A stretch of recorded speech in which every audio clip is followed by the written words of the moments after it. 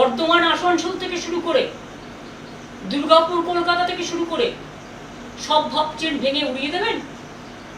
এমনকি আমার খুব খারাপ লেগেছে যে একজন আর্টিস্টকে দিয়ে আমি করিয়েছিলাম, লোগোটা আমি এঁকেছিলাম।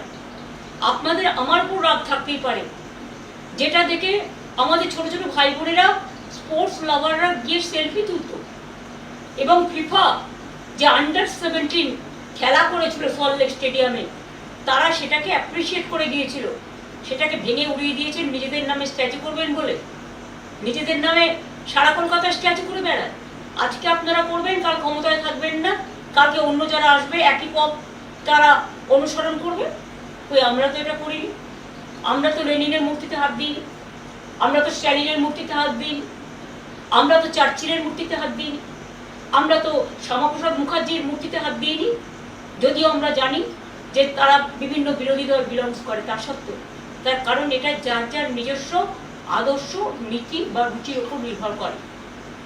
তো আজকে আপনারা যে রাষ্ট্রীয় সন্ত্রাস করছেন, যদি চেয়ার বলে আমি 2500 লোককে জেলে পুরব, আর তৃণমূল কংগ্রেস কর্মীদের জন্য আলাদা জেল তৈরি হয়েছে, আমি তো মনে করি তার প্রথমে জেলে যাওয়া উচিত। সারদা থেকে নারদা কোথায় নেই তিনি। আজকে যারা অর্ডার দিচ্ছে তারাই তো আউট অফ অর্ডার। লাইনটাকে বেলাইন করে দিয়ে কোনো আইনের তোয়াক্কা না মেনে, মানুষকে আত্মরক্ষার সুযোগ না দিয়ে বিরোধী দলকে আপনি সমূলে উৎক্ষেপণ করবে, উৎক্ষেপ করবে, উচ্ছেদ করবে। উচ্ছেদ করাটাই আপনাদের লক্ষ্য। আপনারা গড়তে পারেন না, আমরা গড়ে এসছি, আপনারা ভাঙছেন। এমনকি বিশ্ব বাংলার মতো ব্র্যান্ডকেও পর্যন্ত অনেক দোকান আপনাদের লুম্পেনরা ভেঙেছে। কাল বিধাননগর থেকে আমি শুনেছি সুফল বাংলা গরিব মানুষ সহজে অল্প সস্তায় খাবার পেত, সেটাকেও তুলে নেওয়া হয়েছে। অনেক কিছু বন্ধ করে দিয়েছে। মে মাসে তো কেউ লক্ষ্মীর ভান্ডার পায়নি। মে জুন মিলিয়ে 2 মাস 3 মাস দেবে, তারপর অন্ধকার অন্ধকারেই থেকে যাবে। মনে রাখবেন, বাজেটে বলা হয়েছিল 1 এপ্রিল থেকে সরকারি কর্মচারীরা ডিএ পাবে। তো আজকে তো মে মাস হয়ে গেল। আপনারা বললেন 7th কমিশন আপনারা করলেন, এটা আমরা বাজেটে অ্যানাউন্স করে দিয়ে এসেছি। এর জন্য ক্যাবিনেট হয়েছে। মনে রাখবেন, বাজেট হওয়ার আগে একটা স্পেশাল ক্যাবিনেট হয় এবং ক্যাবিনেটে এগুলো ধার্য হয়েছিল। একটা কথা আছে না, old wine in a new bottle, পুরনো বোতলে নতুন মদ। যদিও কথাটা শুনতে ভালো লাগে না, তো আপনারা কি করছেন? আমাদেরই পড়ে যাওয়া জিনিসগুলো অপব্যাখ্যা করছেন, নানা রকম নাম দিচ্ছেন। রেশন পাবে না, বিয়ের ভাতা পাবে না, মিড ডে মিল পাবে না, কেউ ঘর থেকে বেরোবে না। 3 বার পেট্রোল ডিজেলের দাম বাড়ালেন পরপর। এটা আপনাদের অবশ্য প্রতিবারই আপনারা করেন। তো মানুষ বাইক চালাবে না, মানুষ স্কুটার চালাবে না, মানুষ গাড়ি চালাবে না, মানুষ বাসে উঠবে না। তো চ্যারিটি বিগিনস অ্যাট হোম।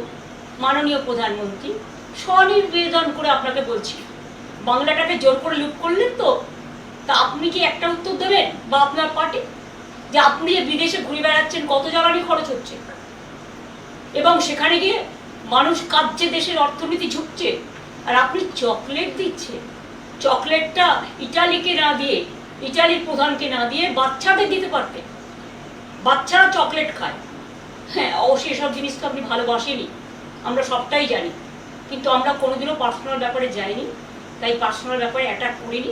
এটা কোনো রাজনৈতিক সৌজন্যতা নয়, কারণ আপনাদের দল কাপুরুষতার দল, আর আমাদের দল বাংলার সংস্কৃতি মেনে সম্প্রীতির দল। আজকে আপনারা কখনো মাইনরিটিসদের সব ফান্ড বন্ধ করে দিয়েছেন, যেমন ইমাম ভাতা বন্ধ করেছেন, পুরোহিত ভাতা বন্ধ করেছেন। তারা ভাতাটা ধর্মের জন্য পেত না, বুঝে রাখুন। আমরা যখন ক্ষমতা এসছিলাম, জেনে রাখুন, তখন একটা পোলিও কেস হয়েছিল হাওড়ায়, এবং সেই জন্য ভারতবর্ষ রেড লিস্টেড হয়ে গেছিল, ব্ল্যাক লিস্টেড হয়ে গেছিল। তারপরে সমস্ত সমাজকে বোঝানোর জন্য তাদের মানুষকে সচেতনতার কাজ করানো হতো, যে আপনি পোলিও ভ্যাকসিনটা নিন, আপনি বাচ্চাদের ভ্যাকসিনটা দিন, আপনি ইনস্টিটিউশন ডেলিভারিতে আসুন, আপনাদের ছেলেমেয়েরা পড়াশোনায় এগিয়ে যাক, শিক্ষার মান উন্নত হোক। এই জন্য করা হয়েছিল সোশ্যাল ওয়ার্কে, তাদের কাজ করানোর জন্য। আর মনে রাখবেন, কেউ আপনাদের উপর নির্ভর করে চলে না। আপনাদের তো এইসব খুচখাচ টাকার প্রয়োজন নেই, কারণ আপনাদের তো আর দেশের সব টাকাটাই যে আপনাদের সম্পদ হয়ে গেছে পার্টি। সোনা কিনবেন না, গাড়িতে চড়বেন না, দোকানে যাবেন না, রেস্টুরেন্টে যাবেন না, শুধু সন্ত্রাস চালান। মানুষের মুখ বন্ধ করুন, মানুষের কণ্ঠরোধ করুন। রাষ্ট্রীয় সন্ত্রাস যত চলছে, মানুষ হাহাকার করছে। কেন সন্ধ্যেবেলায় এখন লোক ভয় বেরোয় না?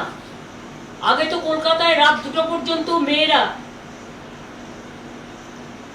নির্দ্বিধায় নিঃসংকোচে সাংস্কৃতিক কর্মসূচি করত, ক্লাবে যেত, রেস্টুরেন্টে যেত, জন্মদিন পালন করত, উৎসব পালন করত। আজকে সব উৎসবের মধ্যে সীমারেখা টেনে দিচ্ছে, ভাগাভাগি করে দিচ্ছে। ঠিক আছে, মুসলিমদের আপনারা পছন্দ করেন না, জানি আমি, তাই তারা তাদের উৎসব পালন করতে পারবে না।